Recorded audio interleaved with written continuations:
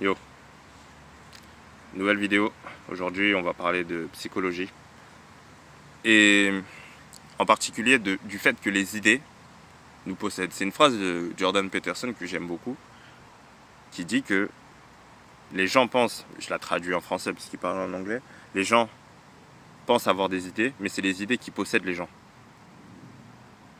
Et je vais essayer de le démontrer dans cette vidéo. La première phrase que je veux te donner, et tu me dis si tu la connais, c'est: si les hommes définissent des situations comme réelles, alors elles sont réelles dans leurs conséquences. Est-ce que c'est une phrase que tu as déjà entendue ou pas? Cette phrase, c'est ce qu'on appelle le théorème de Thomas. Thomas, c'est un psychologue, et lui et sa femme, après une expérimentation que je vais expliquer tout de suite, ont défini ce théorème-là. L'expérimentation, c'était quoi? C'était de suivre un détenu. J'essaie de bouger parce que là, il y a du soleil.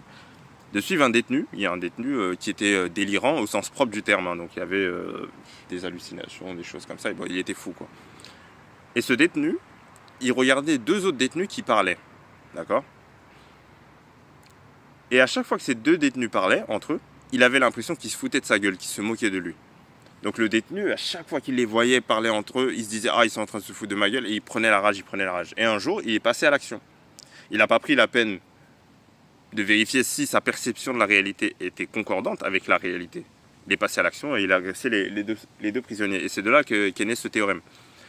Parce qu'en fait, ce qu'il te dit ici dans le théorème, le docteur Thomas, c'est que quand on va avoir une perception de la réalité, qu'on va définir comme réel. Donc le prisonnier va définir le fait que quand les deux autres prisonniers sont en train de parler, ils sont en train de se moquer de lui.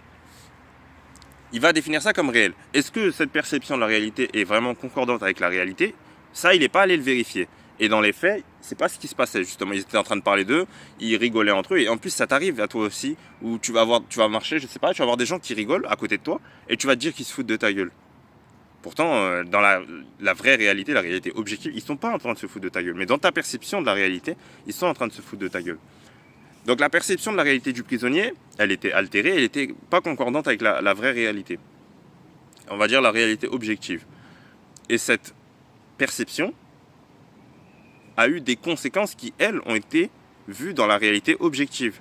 Donc c'est comme si cette perception, on sait qu'elle n'est pas vraie, mais elle est réelle dans ses conséquences, dans l'action qu'on va faire après. Parce qu'on va agir par rapport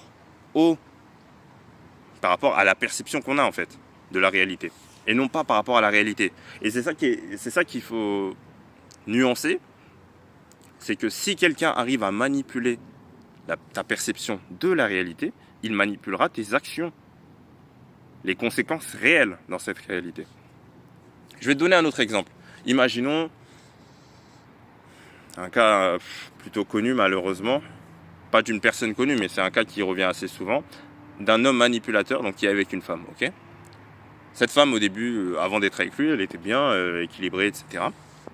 Et il se trouve que lui, pendant la relation, donc au début ça se passait bien, et il a commencé à lui dire, elle lui répétait tout le temps qu'elle était rien, qu'elle servait à rien, que sans lui, elle pourrait rien faire, etc., etc. Et à force de répétition, c'est une idée qui est rentrée dans sa tête, d'accord? Donc le mec, au fur et à mesure, de toute façon on connaît un peu le type des manipulateurs, etc. Ils commencent au début, ils sont gentils, ils commencent ensuite à un peu t'insulter, etc. Puis ça commence à être, donc après la violence verbale, tu as la violence physique. Et c'est un cercle sans fin. Et l'idée, ici, c'était que cette femme, même quand le mec la battait, lui faisait tout ce qu'il voulait, certains jours il lui faisait des singeries, ben elle restait. Parce que dans sa tête, elle était maintenant persuadée qu'elle n'était rien sans lui. Il avait beau faire n'importe quoi, la tromper, tout ce que tu veux, elle est restée. Donc dans ses actions, dans les conséquences, sa perception de la réalité qui est fausse, elle ne sert pas à rien. Avant, elle se débrouillait sans lui, elle pouvait faire les choses sans lui. Mais sa perception a été altérée, et maintenant, la conséquence réelle, c'est qu'elle agit par rapport à cette perception.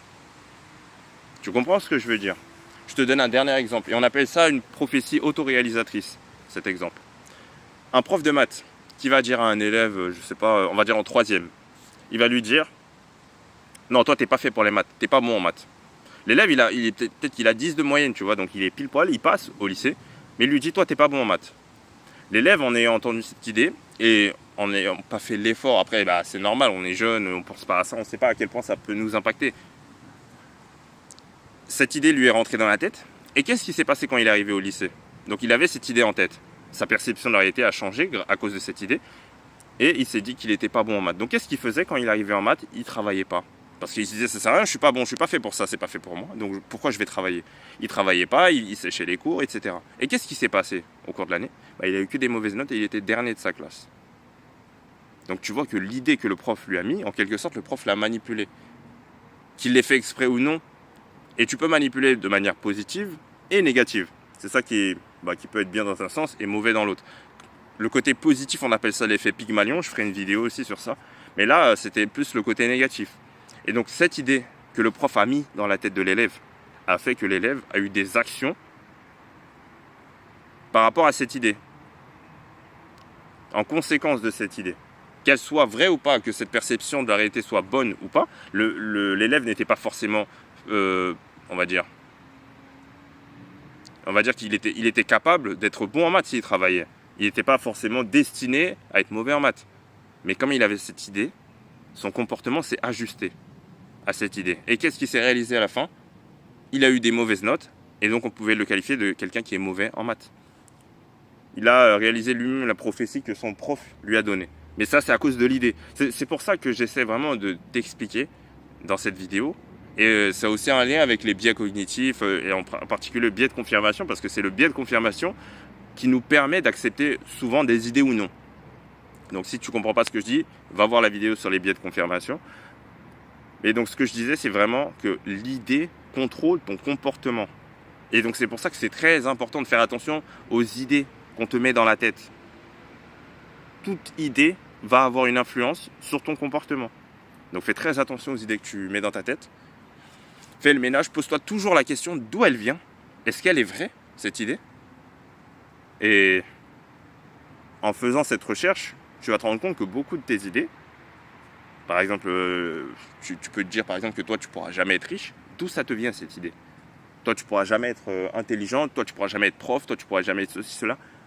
D'où te vient cette idée? Il faut vraiment que tu te poses, et c'est ça qui est chiant, il faut faire l'effort. Mais il faut que tu te poses et que tu te dises, mais d'où me vient cette idée? Pourquoi je pense que je ne peux pas faire ça? Parce que tant que cette idée est là, tu vas tout faire, ton comportement va s'aligner pour réaliser cette idée. Tant que tu la crois vraie, tu vas aller vers cette idée. Tu vois, imagine, c'est comme si tu étais sur un bateau. Toi, tu veux aller en Afrique. Ok? Mais le bateau, sa destination, c'est l'Amérique. Tu as beau penser aussi fort que tu veux. Et on va dire que le bateau, ça représente ton subconscient. Je ne sais plus d'où je sors cet exemple, mais il est pas mal. On va dire que le bateau, c'est ton subconscient. Donc l'idée à laquelle tu crois profondément. Donc ici, tu penses que tu veux, tu penses que tu veux aller quelque part. Ça, c'est ton conscient. Donc tu te dis, je veux devenir professeur, par exemple. Mais dans ton subconscient, tu as une idée qui te dit que tu n'es pas fait pour être professeur. Je ne sais pas d'où elle vient. Peut-être c'est que quand tu es petit, je ne sais pas, un élève, quand tu étais en CP, il te disait, ouais, toi, tu es nul, tu sais même pas raconter les histoires ou je sais pas quoi. Et donc tu fais une association. Et en plus, tu as eu d'autres moments où on t'a dit que tu sais pas expliquer les choses. Donc dans ta tête, peut-être que tu te dis, à cause de ça, je ne suis pas fait pour être prof. Tu vois. Et là, imagine donc cet inconscient qui, lui, te dirige vers, je ne sais plus ce que j'avais dit, l'Afrique et l'Amérique, là. En gros, on va dire que le bateau, lui, se dirige en Amérique. Donc, c'est ton subconscient, cette idée qui te parasite. Et toi, tu crois consciemment, par contre, que tu vas aller en Afrique. Tu as beau croire ce que tu veux consciemment, tu vas quand même aller en Amérique, parce que le bateau va en Amérique, tu vois. Et tu es sur le bateau, bien sûr. Voilà. Donc, c'était une petite vidéo pour essayer d'expliquer, de démontrer, entre guillemets, que les idées contrôlent ton comportement. Et tant que tu ne fais pas le ménage dans tes idées, ton comportement ne va pas changer. Tout simplement. Encore une fois, ça me rappelle la phrase de Carl Jung qui disait « Tant que vous ne rendrez pas l'inconscient conscient, celui-ci gouvernera votre vie et vous l'appellerez destin. » Franchement, c'est une très belle illustration, cette phrase-là. Et je l'ai déjà utilisée dans je ne sais plus quelle vidéo, mais je la réutilise autant que je veux. Ouais, je fais ce que je veux. Sur ce, c'était NZ, prends soin de toi et n'hésite pas à commenter ou à mettre des likes. A plus.